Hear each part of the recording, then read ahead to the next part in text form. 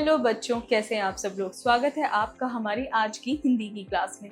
तो आज हम करेंगे हिंदी पाठ्य पुस्तक 8 का अध्याय 4, शल्य चिकित्सा के जनक सुश्रुत, कहानी। तो आज हम क्या पढ़ेंगे? कहानी।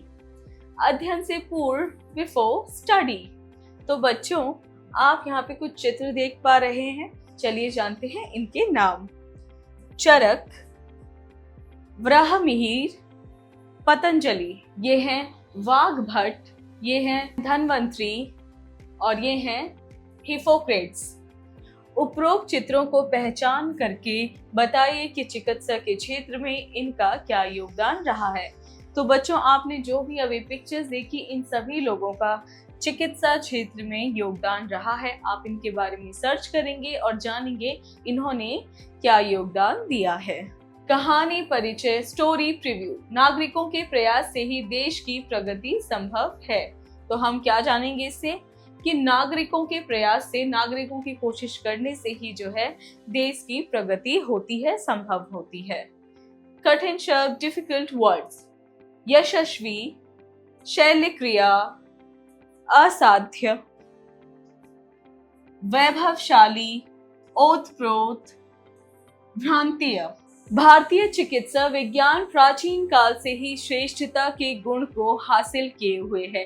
इस पवित्र भारत भूमि पर सुश्रुत, आत्रेय जीवक, चरक और वाग्भट जैसे यशस्वी चिकित्सा शास्त्रियों का जन्म हुआ। ये सभी शल्य क्रिया के महान विचारक थे, जिन्होंने असाध्य रोगों को सफलतापूर्वक ठीक कर दिखाया।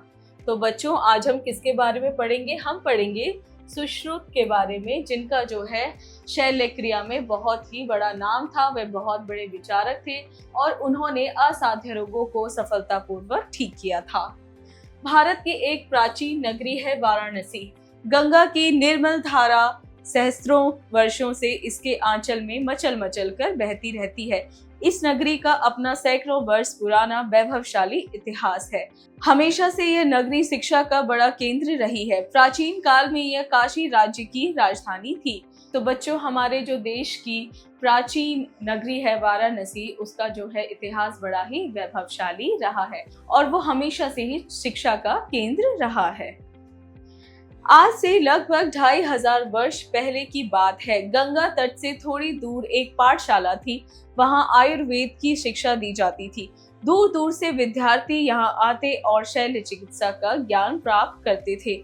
इस पवित्र मंदिर के द्वार केवल उनके लिए खुले थे जिनका मन मानव सेवा और प्रेम से ओतप्रोत होता था, जिनमें साधना और कठोर परिश्रम करने की लगन होती थी। तो बच्चों, आज से ठीक 2500 वर्ष पहले गंगा के तट पर एक पाठशाला था, जहां पे आयुर्वेद की शिक्षा दी जाती थी। इस पाठशाला के आचार्य थे महर्षि सुश्रुत। शल्य चिकित्सक के रूप में उनका यश चारों दिशाओं में दूर दूर तक फैला हुआ था।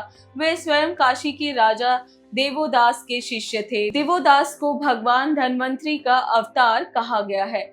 तो बच्चों, उस पाठशाला के आचार्य कौन थे? सुश्रुत थे। और वे खुद किसके शिष्य थे? वे थे काशी के राजा देवोदास के शिष्य। महर्षि विश्वामित्र के पुत्र आचार्य सुश्रुत के प्रारंभिक जीवन से हम सभी ऐतिहासिक रूप से अनभिज्ञ हैं, जिनके जीवन को लेकर कुछ भ्रांतियां प्रचलित हैं। जैसे बाल्यकाल में वह गंगा की लहरों में खेले। तत्पश्चात उन्होंने काशी के राजा और महान चिकित्सा शास्त्री देवोदास की देखरेख में चिकित्सा विज्ञान की शिक्षा प्राप्त की। अपने जीवन काल में कई प्रकार की शल्य तकनीकों की खोज करके उन्होंने अद्वितीयता हासिल की। उनके द्वारा की गई खोजें चिकित्सा शास्त्रों के प्रेरणा के रूप में उभरी। उनके द्वारा रचित सुश्रुत संहिता एक जीवन प्रमाण है, जो कि प्राचीन भारत के चिकित्सा विज्ञान के क्षेत्र में अपने समय से बहुत आगे है। सुश्रुत संहिता से हमें शल्य चिकित्सा की विशद जानकारी मिलती है। इसमें कुल मिलाकर 120 अध्याय हैं और इन्हें 6 भागों में बांटा गया है। सूत्र स्थान, निदान स्थान, शरीर स्थान, चिकित्सा स्थान, कल्प स्थान और उत्तरा स्थान। तो बच्चों, जो आचार्य सुश्रुत थे वह विश्वामित्र के पुत्र थे और बचपन से ही, यानी कि बाल्यकाल से ही, उन्होंने देवोदास से जो है चिकित्सा विज्ञान की जानकारी ली थी। उसके बाद उन्होंने सुश्रुत संहिता की भी रचना की, जिसमें कि पूरे 120 अध्याय हैं और उसे 6 भागों में बांटा गया है। सूत्र स्थान, निदान स्थान, शरीर स्थान, चिकित्सा स्थान, कल्प स्थान और उत्तरा स्थान। इस ग्रंथ में शल्य चिकित्सा की विधियों और उसमें काम आने वाले यंत्रों तथा शस्त्रों के बारे में व्यापक जानकारी दी गई है। शरीर के किसी भाग में मवाद पड़ जाने पर चीरा लगाना आवश्यक होता है। यह महत्वपूर्ण तथ्य सुश्रुत से छिपा न था। उन्होंने इस बारे में स्पष्ट जानकारी दी है कि इस स्थिति में चीरा कैसे और कहाँ लगाएं। इसी तरह जब शरीर के कुछ अंग जल वृद्धि के कारण फूल जाए तो उनका जल सुई द्वारा कैसे खींच लेना चाहिए, यह विधि भी उपयुक्त रूप से बताई गई है। मूत्राशय की पथरी, भकंदर, बवासीर और मोतियाबिंद की शल्य क्रिया के साथ साथ जरूरत पड़ने पर मां के गर्भ में चीरा लगाकर शिशु को जन्म देने की शल्य क्रिया और दंत चिकित्सा तथा अस्थि चिकित्सा की बारीकियों का अनूठा वर्णन भी सुश्रुत संहिता में मिलता है। इसके अलावा काया श्रृंगार, प्लास्टिक सर्जरी से जुड़े तरह तरह के ऑपरेशन भी विस्तार से वर्णित हैं। तो बच्चों, इस ग्रंथ में क्या क्या वर्णन किया गया है, जैसे कि अगर कहीं किसी हिस्से में मवाद भर जाए तो कैसे उसको चीरा लगाकर निकाला जाता है, या किसी अंग में जल वृद्धि हो जाए तो कैसे उसे सुई द्वारा बाहर निकाला जाता है, या फिर मूत्राशय की पथरी, भकंदर, बवासीर आदि इन सभी चीजों का इलाज जो है उस ग्रंथ में लिखा हुआ है। साथ ही प्लास्टिक सर्जरी से जुड़े तरह तरह के ऑपरेशन के बारे में भी उस ग्रंथ में जो है विस्तार में लिखा गया है। सुश्रुत संहिता में शल्य यंत्रों की संख्या 101 बताई गई है। इन यंत्रों को हिंसक पशु तथा पक्षियों के मुंह के आकार के अनुसार नाम दिए गए हैं, जैसे सिंह मुख, सिंह के मुख जैसा, गृध्र मुख, गिद्ध के मुंह जैसा। ये यंत्र आधुनिक शल्य यंत्रों से किसी भी तरह कम न थे। इनके साथ ही 20 और शल्य यंत्र भी वर्णित हैं। इनके नाम है मंडलाग्र, करपत्र, मुद्रिका, ब्रहीमुख आदि। ये शल्य औजार प्राय लोहा धातु और चांदी से बनाए जाते थे। इन्हें इस ढंग से बनाया जाता था कि इनकी धार कभी कमजोर न पड़े और इनमें कभी जंग न लगे। इन्हें रखने के लिए खास तौर से लकड़ी के डिब्बे भी तैयार किए जाते थे। तो बच्चों, सुश्रुत संहिता में शल्य यंत्रों की संख्या पूरे 101 थे, यानी कि पूरे 101 यंत्रों के बारे में वहां बताया गया है और उनके नाम जो हैं कुछ हिंसक जानवर और पक्षियों के नाम पे रखे गए हैं, जैसे सिंह मुख यानी कि सिंह के मुख जैसा, गृध्र मुख यानी कि गिद्ध के मुंह जैसा। उसके अलावा 20 और शल्य यंत्रों के बारे में भी वहां बताया गया है, जिनके नाम है करपत्र, मुद्रिका, ब्रहीमुखी। और इनकी धार ऐसी बनाई जाती थी कि कभी खत्म ना हो, और ये चांदी या लोहे की धातु से बनाए जाते थे और इन्हें स्टोर करने के लिए ये सेफ रहे, इसके लिए लकड़ी के डब्बे भी तैयार किए जाते थे। टांके लगाने के लिए त्वचा और विभिन्न ऊतकों की मोटाई और रचना को ध्यान में रखते हुए तरह तरह के धागे भी विकसित किए गए थे। कुछ का आधार रेशम की डोर होती थी तो कुछ सूत से बनाए जाते थे। कुछ घोड़ों के बालों से इसी प्रकार कई किस्म की सुइयां भी उपयोग में लाई जाती थी। कुछ अधिक घुमाव लिए हुए तो कुछ कम और कुछ बिल्कुल सीधी। उन दिनों तरह तरह की रुई, रेशम और मलमल से बनी पट्टियों का भी प्रचलन था। तो बच्चों, साथ ही टांके लगाने के लिए जो है तरह तरह के धागे विकसित किए जाते थे। कुछ रेशम के होते थे तो कुछ सूत के होते थे, और तरह तरह की सुई भी विकसित की जाती थी, कुछ पतली, कुछ घुमावदार, कुछ मोटी तो कुछ बिल्कुल सीधी। दुर्घटनाओं में अथवा शस्त्र के वार से फट गई आंतों के दो किनारों को एक दूसरे से जोड़ने के लिए सुश्रुत ने एक विलक्षण तकनीक खोज निकाली थी।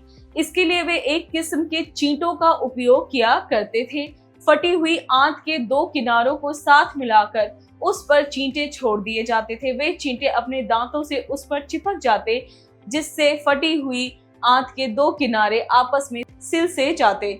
जब चींटों का शेष भाग काट कर अलग कर दिया जाता और उदर के बाहरी ऊतकों और त्वचा पर टांके कस लिए जाते, कुछ ही दिनों में आंत का घाव भर जाता। साथ ही चींटों का सिर भी ऊतकों में अपने आप घुल मिल जाता था। तो बच्चों, कभी दुर्घटना में अगर आंतें फट जाती थी तो उसको सिलने के लिए भी विशेष प्रकार की तकनीक यूज की जाती थी। वो क्या करते थे, वहां पे कुछ चींटों को छोड़ देते थे और वे अपने दांतों से वहां चिपक जाते थे उन आंतों के दोनों कोनों से, ताकि वो सिल जाते थे। और उसके बाद बाहरी चमड़ी को जो है सिला जाता था और उन चींटों के आधे भाग को काट दिया जाता था और कुछ दिनों बाद वो घाव भी भर जाता था और वो चींटों का जो सर वहां रह जाता था वो भी त्वचा के साथ घुल मिल जाता था। आजकल शल्य चिकित्सा शरीर के भीतरी अंगों के टांके लगाने के लिए भेड़ की आंत से बनाए गए धागे का उपयोग करते हैं। उद्देश्य यह रहता है कि टांके भीतर ही भीतर घुल जाएं, जिससे टांके निकालने के लिए कम से कम वह भाग दोबारा न खोलना पड़े। सुश्रुत साहित्य में शल्य चिकित्सा के लगभग हर महत्वपूर्ण पहलू पर विस्तृत जानकारी दी गई है, जैसे ऑपरेशन के बाद क्या क्या सावधानियां बरतनी चाहिए, रोगी का आहार कैसा होना चाहिए, घाव भर जाए इसके लिए कौन सी औषधियां देनी चाहिए आदि। तो बच्चों, आजकल क्या हो गया, आजकल शल्य चिकित्सक में आंतों को सिलने के लिए, भीतरी अंगों को सिलने के लिए भेड़ की आंतों के धागे बनाए जाते हैं, ताकि दोबारा उस ऑपरेशन को खोलना ना पड़े धागे निकालने के लिए और वो वही मांस के साथ घुल मिल जाए। प्राचीन भारत के चिकित्सकों को औषधि विज्ञान के बारे में भी जानकारी थी। उन्होंने बहुत सी जड़ी बूटियों की खोज की थी, साथ ही रसायन भी खोज निकाले थे। ये रोगी का दुख दूर करने में काम आते थे। शल्य क्रिया के दौरान रोगी को कष्ट न हो, इसके लिए कुछ ऐसी सक्षम जड़ी बूटियां भी खोज निकाली गई थी, जिनके देने से रोगी गहरी नींद में सो जाता था। तो बच्चों, हमारा जो प्राचीन भारत का चिकित्सक था वह औषधि के बारे में भी बहुत कुछ जानता था और वो रोगी को ऐसी औषधियां, ऐसी जड़ी बूटियां देता था जिससे कि उसे आराम मिल जाता था। मानव शरीर के भीतरी अंगों की जानकारी प्राप्त करने के लिए सुश्रुत ने एक अनूठी विधि खोज निकाली थी। मृत शरीर को पहले किसी वजनदार वस्तु के साथ बांधकर किसी छोटी सी नहर में डाल दिया जाता था। इससे शरीर के ऊतक फूल जाते। जब झाड़ियों और लताओं से बने बड़े बड़े ब्रशों द्वारा उन्हें शरीर से अलग कर दिया जाता था, इससे शरीर के आंतरिक अंगों की रचना स्पष्ट हो जाती थी। तो बच्चों, मानव शरीर का जो भीतरी अंग है वो कैसे है, उसकी जानकारी प्राप्त करने के लिए भी उन्होंने एक अनोखी विधि अपनाई थी। वो एक मृत शरीर को किसी भारी चीज से बांधकर नहर में डाल देते थे और जब वो शरीर के ऊतक फूल जाते थे तो फिर उसे बड़े बड़े लताओं और झाड़ियों के वृक्ष से अलग किया जाता था, जिससे मानव का जो है आंतरिक शरीर देखने में आसानी होती थी और पता चलता था कि हमारी बॉडी के अंदर क्या है। सुश्रुत जितने बड़े शल्य चिकित्सक थे उतने ही श्रेष्ठ गुरु भी थे। शल्य कला का प्रारंभिक प्रशिक्षण देने के लिए वे अपने शिष्यों को कंद मूल, फल फूल, पेड़ पौधों की लताओं, पानी से भरी मशकों, चिकनी मिट्टी के ढांचों और मलमल से बने मानव पुतलों पर दिनों दिन अभ्यास करवाते। चीरा कैसे लगाना है, उसे कितना लंबा कितना गहरा रखना है, इसका अभ्यास प्राप्त करने के लिए शिष्यों को ककड़ी, करेला, तरबूज जैसे फलों और सब्जियों पर कई कई दिनों तक अभ्यास करना पड़ता था। किसी घाव की गहराई कैसे पहचाने, उसे भरने के लिए क्या तकनीक अपनाएं, यह प्रशिक्षण दीमक खाई लकड़ी के द्वारा दिया जाता, जिससे कि शिक्षार्थी रुग्ण शरीर की स्थिति का सही अंदाजा लगा सके। अभ्यास के दौरान कमल के फूल की डंडी शीर रक्तवाहिनी बन जाती थी, जिसे शिष्य को सुई द्वारा भेदना पड़ता था। इसी तरह टांका लगाने का प्रशिक्षण तरह तरह के कपड़ों और चमड़ों पर दिया जाता। खुरदुरे चमड़े पर जिस पर से बाल न हटाए गए हों, खुरचने की कला सिखाई जाती थी। पट्टियां बांधने का ज्ञान देने के लिए मानव पुतलों का सहारा लिया जाता था।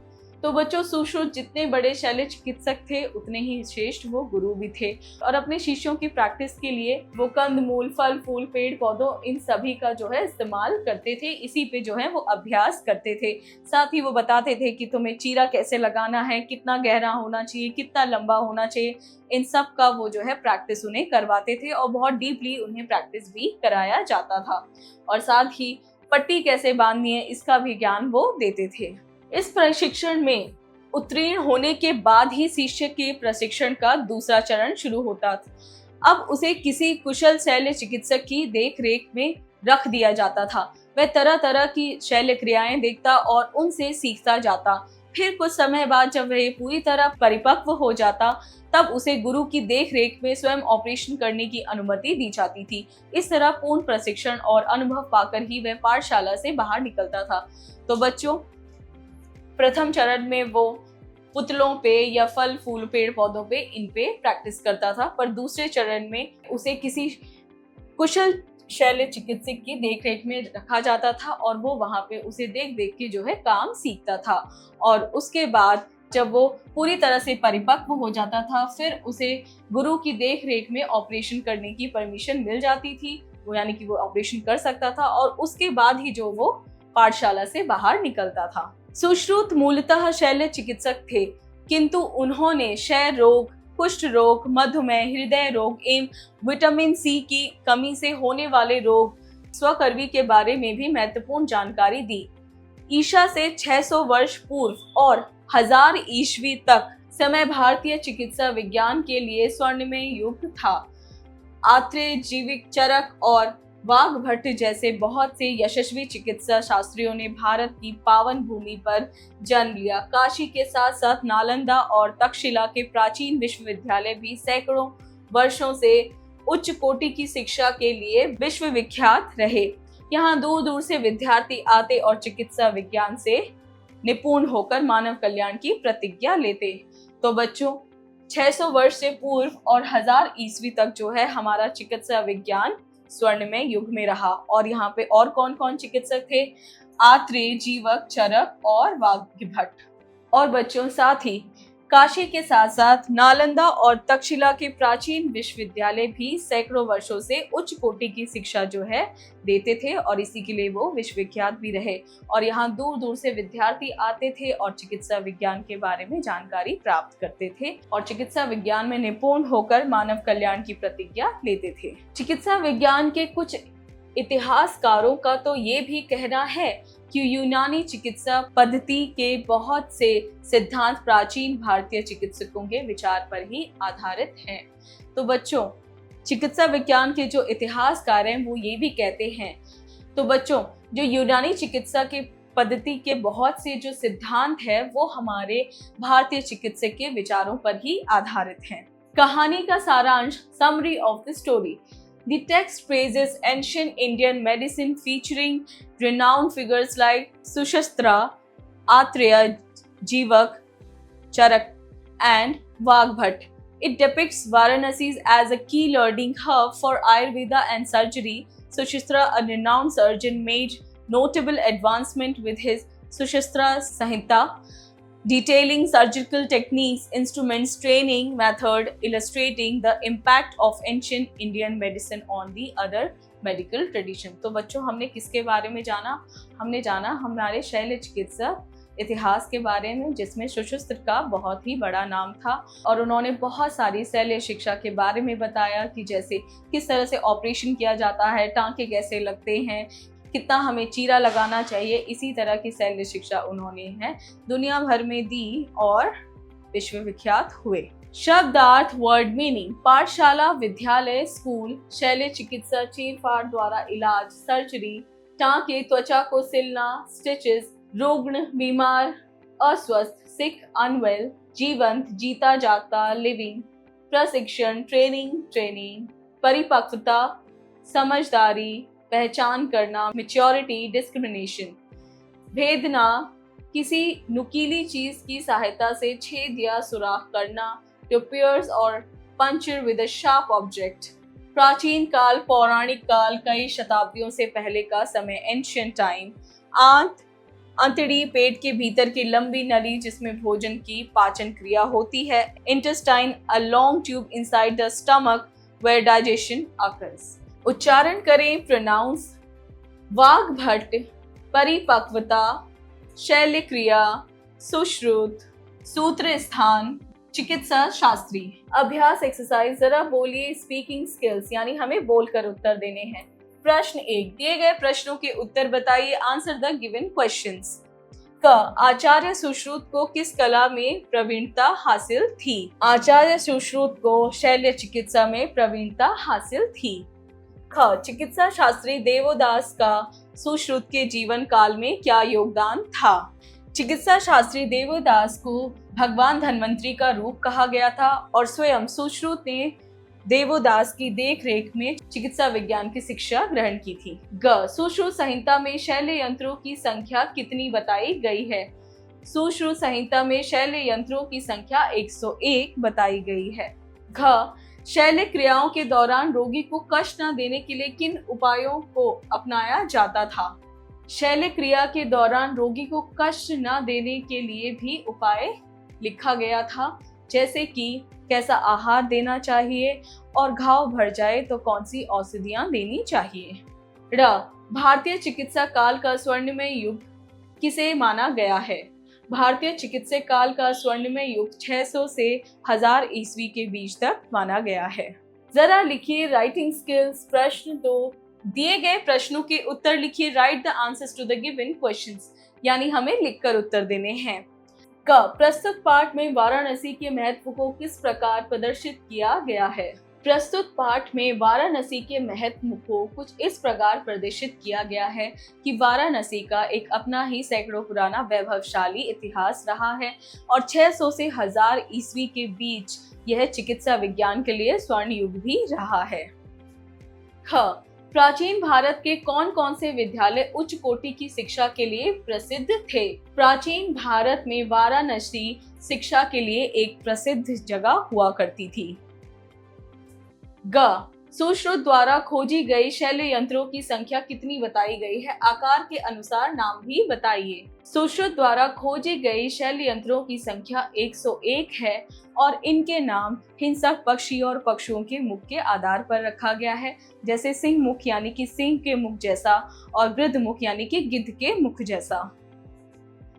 घ सुश्रुत संहिता में चिकित्सा विज्ञान के किन किन महत्वपूर्ण पहलुओं की जानकारी दी गई है? सुश्रुत संहिता में चिकित्सा विज्ञान में बताया गया है कि मोतियाबिंद का ऑपरेशन कैसे किया जाता है, टूटी हुई हड्डी का कैसे पता लगाया जाता है और शल्य क्रिया के समय होने वाले दर्द को कैसे रोका जा सकता है या कम किया जा सकता है, उसके लिए कौन सी औषधि लेनी चाहिए। इसी तरह के पहलुओं की जानकारी दी गई है। प्रश्न 3, दिए गए वाक्यों में रिक्त स्थान की पूर्ति कीजिए। Fill in the blanks in the given sentences. हमें क्या करने हैं? Fill in the blanks. क सभी चिकित्सा शास्त्री डैश के महान विचारक थे। शल्य क्रिया।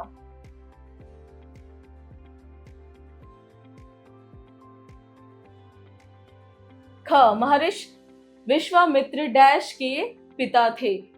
सुश्रुत।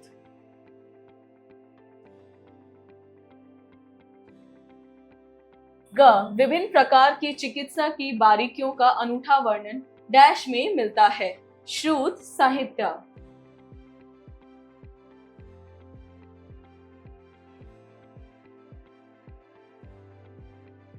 घ प्राचीन भारत के चिकित्सकों को डैश विज्ञान के बारे में जानकारी थी।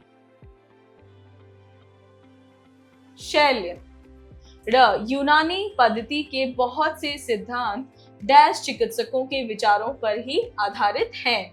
प्राचीन भारतीय।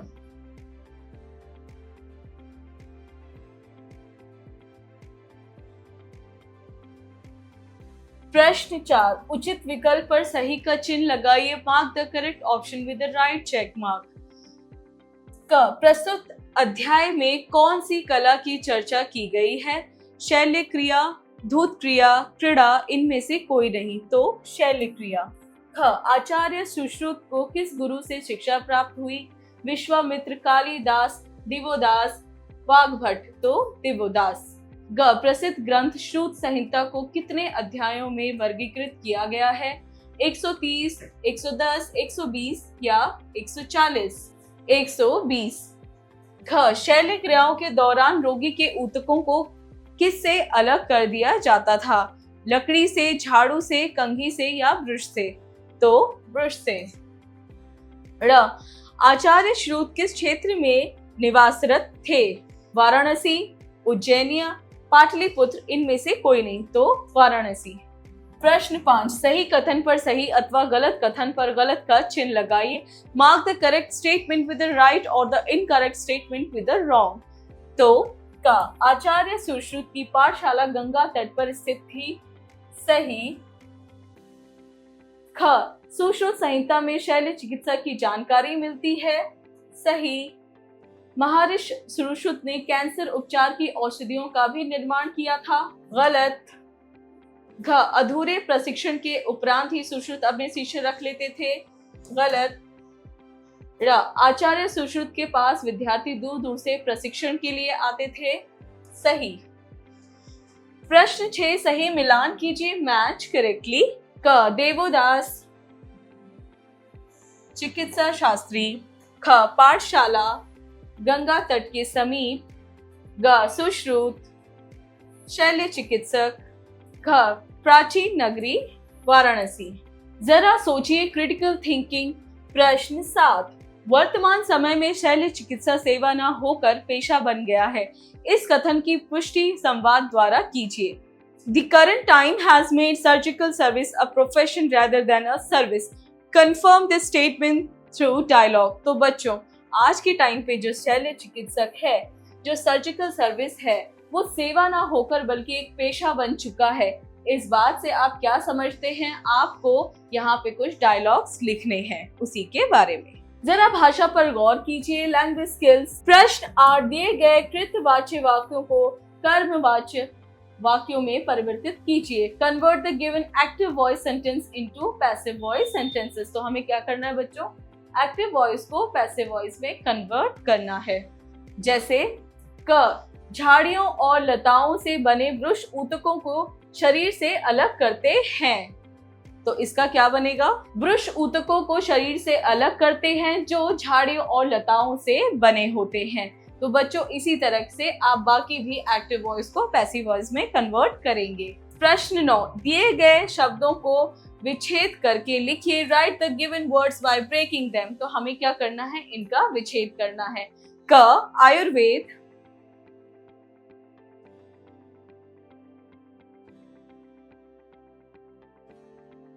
तो बच्चों, ये बनेगा आयु प्लस वेद। इसी तरह से आप बाकी भी शब्दों का विच्छेद करेंगे। प्रश्न 10 दिए गए शब्दों से दो दो अर्थ लिखकर वाक्य निर्माण कीजिए। Right 2 meaning of the given words and construct sentence. तो बच्चों, हमें यहाँ शब्द दे रखे हैं और हमें इनके 2 मीनिंग लिखने हैं और साथ में वाक्य भी निर्माण करना है। जैसे क, गंगा, तो ये है भागीरथी।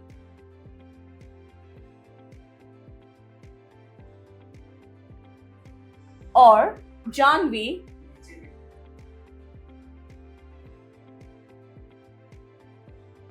तो बच्चों, इसका वाक्य निर्माण कैसे हो सकता है? गंगा का पानी अमृत समान है।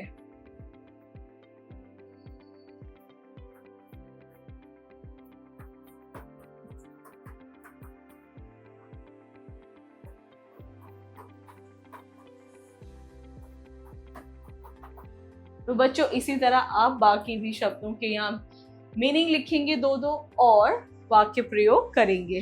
प्रश्न 11 दिए गए शब्दों के 3-3 पर्यायवाची शब्द लिखिए। Right 3 synonyms for each of the words. तो हमें क्या करने हैं? इनके सिनोनिम्स लिखने हैं। क, चिकित्सक, तो इसका होगा हकीम। उपचारक, वैद्य। तो बच्चों, इसी तरह से आप बाकी शब्दों के 2-2 पर्यायवाची शब्द लिखेंगे। जरा रचनात्मक कार्य कीजिए। Creative skills. प्रश्न 12 पाठ में प्रस्तुत शल्य चिकित्सा के दौरान उपयोग में लाए जाने वाले शल्य यंत्रों के चित्र बनाइए एवं उनके नाम भी लिखिए। Draw the pictures of surgical instrument used during the surgery presented in the lesson and write their name as well. तो बच्चों, हमने जो पाठ पढ़ा उसमें जो हमने शल्य यंत्रों के बारे में पढ़ा, आपको उनके चित्र बनाने हैं और उनके नाम भी लिखने हैं। जरा दिमाग लगाइए। Brainstorming activity. प्रश्न 13 ऐसे प्रमुख चिकित्सकों के बारे में जानकारी एकत्रित कर कक्षा में चर्चा करें जिन्होंने चिकित्सा के क्षेत्र को अपने योगदान से प्रकाशमय किया। Collect information about prominent doctors who have illuminated the field of medicine with their contribution and discuss in class। तो बच्चों, आपको क्या बताना है? आपको उन डॉक्टर्स के बारे में बताना है जिन्होंने इस फील्ड में जो है बहुत ज्यादा अपना योगदान दिया और इस फील्ड को जो है बहुत ज्यादा आगे बढ़ाया। आपको उनके बारे में पता करना है और क्लास में डिस्कस करना है। प्रश्न 14 चिकित्सा के क्षेत्र में नोबेल पुरस्कार पाने वाले व्यक्तियों के नाम लिखिए। Write the names of the people who have received the Nobel prize in the field of medicine. तो बच्चों, चिकित्सा के क्षेत्र में जिन भी लोगों ने नोबेल प्राइज जीता है, आप उनके नाम पता करेंगे और इस प्रश्न के उत्तर में लिखेंगे। प्रश्न 15, दिए गए शास्त्रों के लेखकों के बारे में जानकारी एकत्रित करके लिखिए। Collect and right information about the author's of the given scriptures. तो बच्चों, यहाँ पे कुछ शास्त्रों के नाम लिखे गए हैं, आपको इनके लेखकों के नाम यहाँ पर पता करके लिखने हैं। जैसे अष्टांग हृदयम, तो ये किसने लिखा है, आप ये सर्च करेंगे और उसके राइटर का नाम यहाँ लिखेंगे। इसी के साथ बच्चों, आपका ये पार्ट हुआ पूरा। मिलते हैं अगली क्लास में।